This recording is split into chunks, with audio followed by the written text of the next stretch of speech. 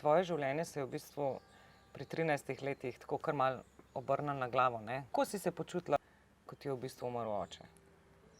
Počutila, malo sem bila zgubljena, itak je bil šok, čeprav sta bila starša ločena in odnosi niso bili lih neki wow.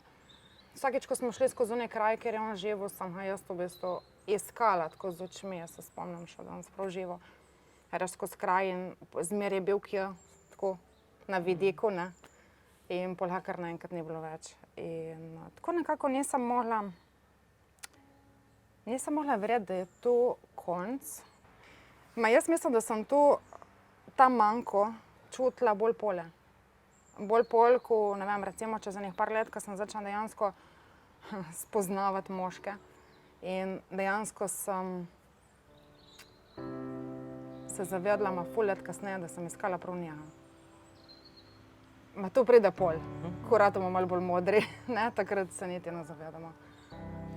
Prej smo se v bistvu pogovarjali dejansko, da tebe zaznamujejo cifre, kot so 35, 13, a ne? Ker pri tvojih 35 se ti je pa spet zgodila ena smrt. 35 me je čakala in jaz sem, v bistvu sem čutila, da se nekaj groznega. Sem čutila, da se bo nekaj zgodilo. Sicer sem mislila cel cajt, da bom jaz bolela ali da bom jaz umrla ali ne vem, nekaj. Pa ja, ni lih bilo, jaz sem še živa, ampak takrat je pol pa moj bivši mož, ja, naredil samomor.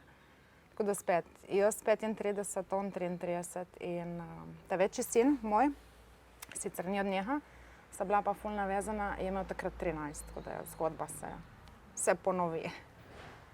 Ok, ampak kako si, se pravi, kar nekaj let starejša, a ne?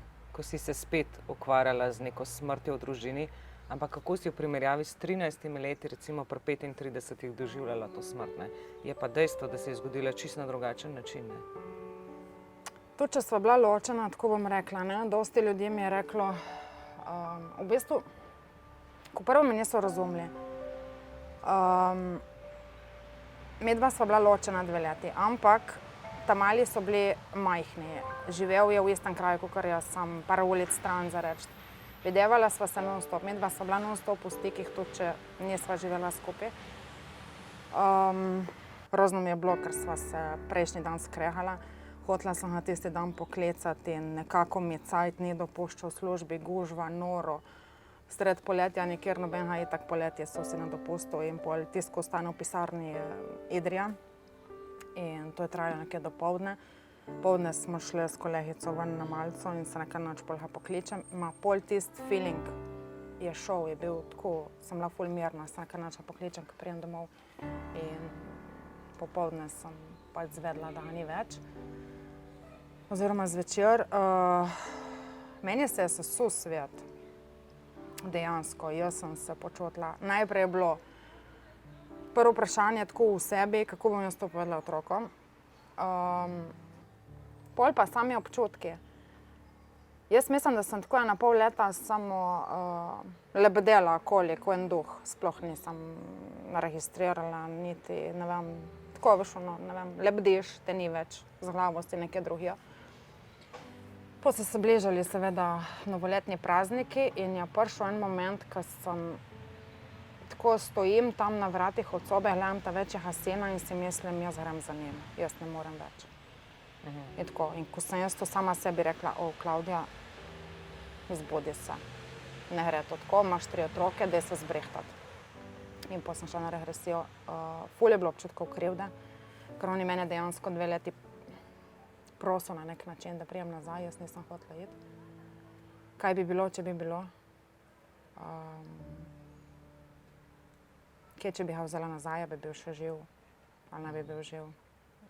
Čeprav takrat mi je ena astrologinja rekla, da njegova duša se je odločila iti.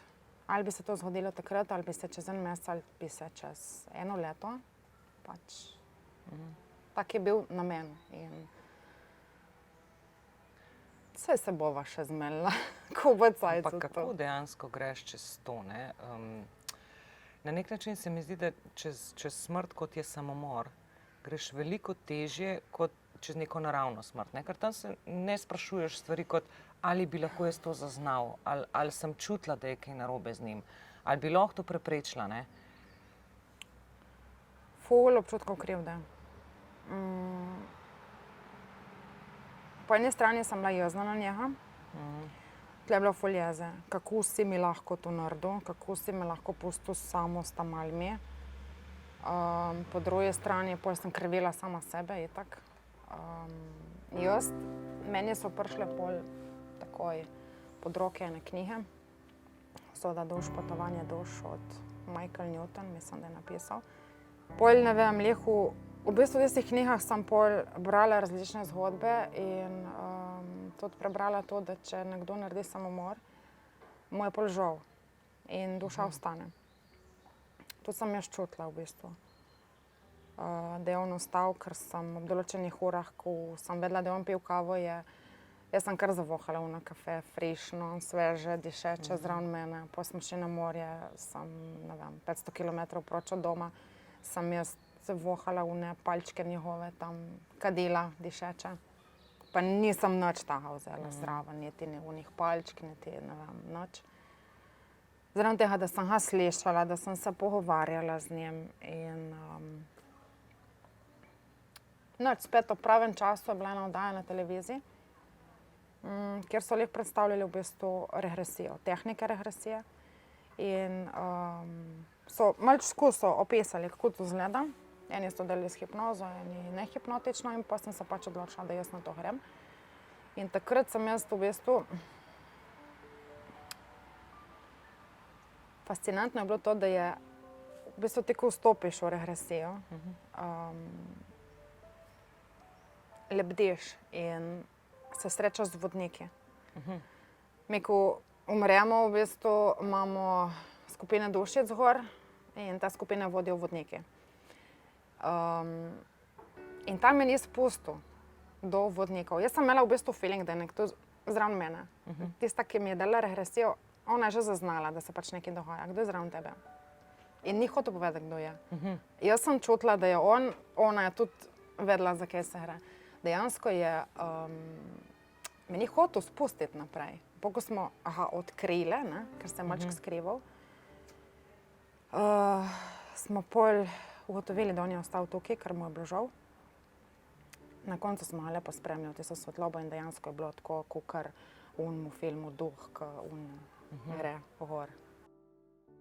Kako je v bistvu na nek način biti mama samohranilka s 3 otroki, pri čemer sta 2 doživela eno največjih izgub, ki se ti lahko zgodi v življenju, ne? To je izguba očeta. Ženske smo tako narejene, se mi zdi, da furaš. Se niti ne veš, koliko si močen. Ne? Dosti ljudi mi reče, da, ne vem, me občudujejo, recimo, ne. Jaz sem furala to življenje. Ampak verjetno vmes se ti je dogajalo, ne vem, da otroci vseeno drugače to doživljajo kot starši, ne. In ti kot starš moraš biti takrat, ne moreš žal tako žalovati, kot bi mogoče mogel, ne, ampak moraš biti takrat verjetno na voljo za otroke, a ne. In otroci doživljajo razna čustva verjetno ob izgubi, ne. Kako se spopadaš s tem? Ta mali je bil še dokaj majhen, v bistvu imel 4 leta, punca je imela 8, pa se je malo zaprla vase. Je bila že prej tako bolj tiha, takrat pa sploh, ona 2 leti ni izgovorila besede tata. In ko je prvič rekla besedo tata, sem bila prav, wow, nekaj se je, ne. Tako počasi so spraševali, zakaj je umrl. Jaz nisem mogla takoj reči, da je naredil samomor. Je umrl, to je bila prva zgodba, pol čez cajt smo povedali, da se je sam in kako. In pol, ko so prišla pa vprašanja, zakaj. Pa postaneš brez odgovora, ne? Postaneš brez odgovora, dejansko, ja. In vsem sem povedala, da se bomo še srečali. To zdaj vejo tudi otroci, s čim se jaz ukvarjam in kako to izgleda. Ja, bomo vprašali, ko bo cajt. In bo povedal, ko bo cajt. In pač nekako jim razložiš, da vsi, ki so umrli, so pač šli v nebesa. In nas čuvajo. In so tukaj, nas gledajo, čuvajo. kadar jih rabimo. Kako si pa ti to sprejela v bistvu? Ker verjetno nisi imela časa žalovati na začetku, ne?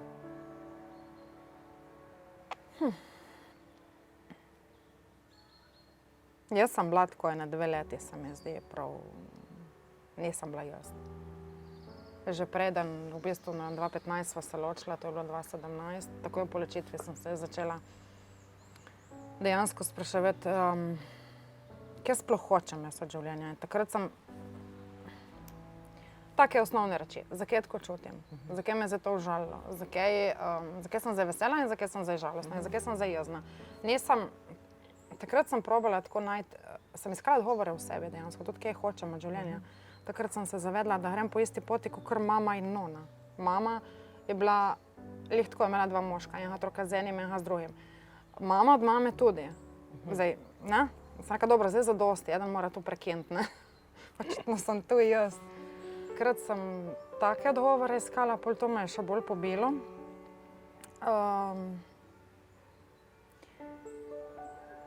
Po eni strani mi je ful pomagala astrologija, prav pri temu, ker mi je pomagala razumeti vse stvari, ker tudi to se vidi iz naših kart, recimo, ne.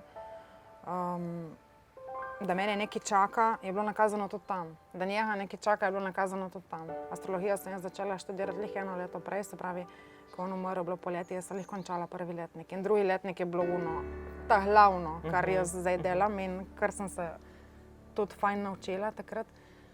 Jaz sem bila, ne vem, od 2017 do 2019, jaz ne vem, kaj sem delala, lebdela, ene pol leta sigurno, do prve regresije.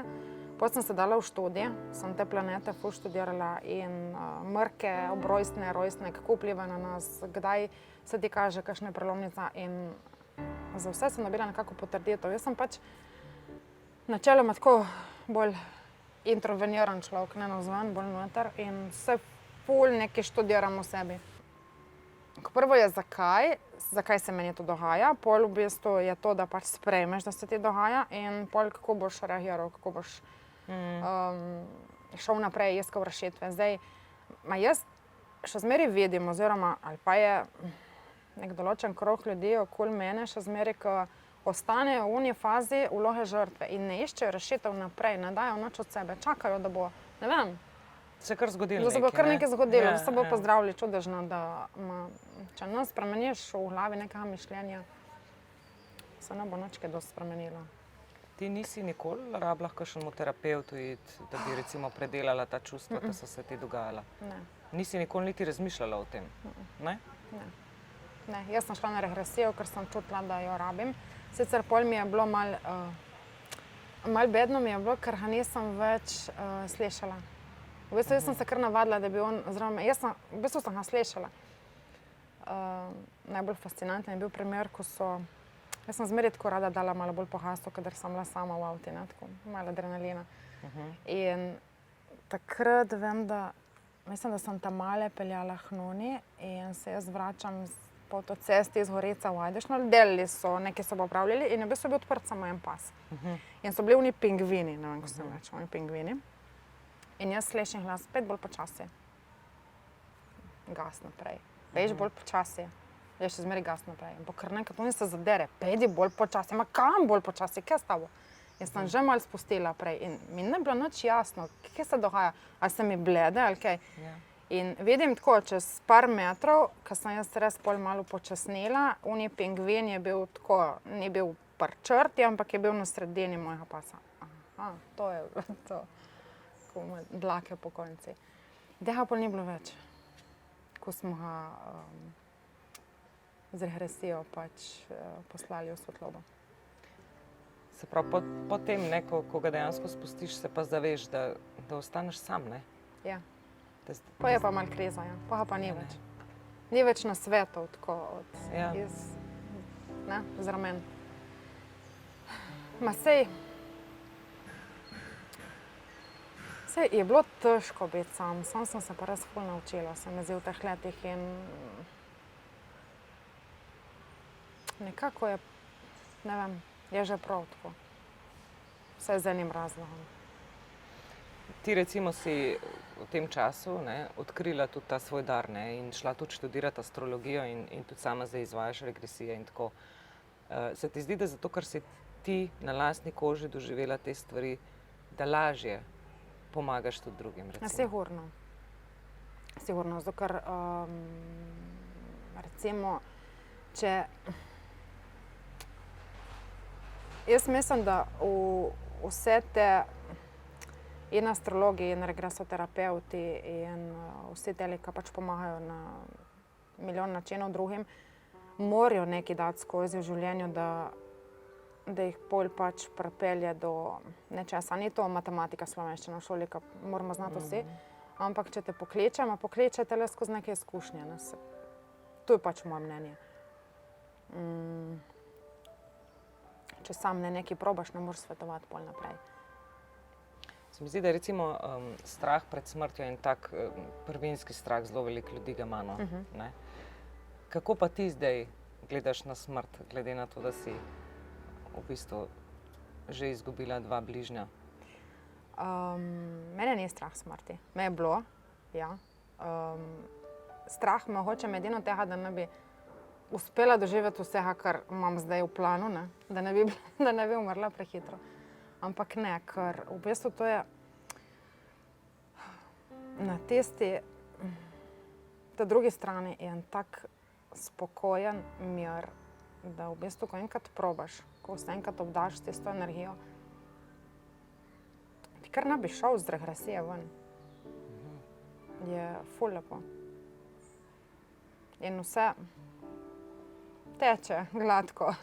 Ne rabiš jesti, ne rabiš piti, ni problemov, v bistvu vidiš, takoj se srečaš z sorodniki, v bistvu, ki so umrli že prej. Je drugače tam. Saj ne znam razložiti, je res prav drugače. Zdaj eno vprašanje, ki bo mogoče izpadlo malo čudno, pa upam, da ne bo, no. Okay. Ampak pravijo, da recimo te psihične bolezni in te stvari so dostikrat dedne, ne. Zdaj nekdo, ki naredi samomor, je sigurno imel nek vzgib, to ni bil nek momentalni vzgib, ali mogoče tudi, no, kakorkoli. Ampak a te kdaj je strah, da mogoče tudi otroci to, ne? A veš, kaj mislim, ne? Ja, pri ta najmlajšem v bistvu sem že kar en cajt nazaj opazila, da ima mogoče malo tega nagnjenja po tato je podedoval. Ker mi je že parkrat rekel, se bom vrhel pa kar pod avto, mene kar, ne, sam preprečiti ne moreš.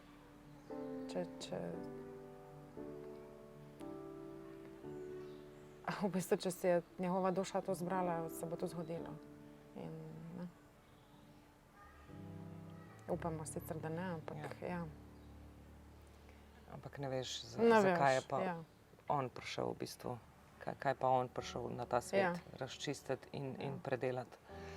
Ok, še eno vprašanje za konec v bistvu. Kaj bi zase rekla, v kakšnem življenjskem obdobju si trenutno zdaj? Mislim, da v najboljšem. Ja? Ja. Zato, ker sem leta naredila svoje. Se mi zdi, da imam ful enega znanja v sebi in lahko se to dajem naprej in mi je to wow, dejansko mi je wow. Itak 40 so to boljši. Tako da, in ja, ful nekih planov za naprej in v bistvu ja, vse se zgodi z enim razlogom in če ne bi dala vsega tega skozi, ne vem, verjetno bi bila ena izmed tistih služba, domov, kavč, služba, domov, kavč. Tako pa imam nekaj že za sabo, ne.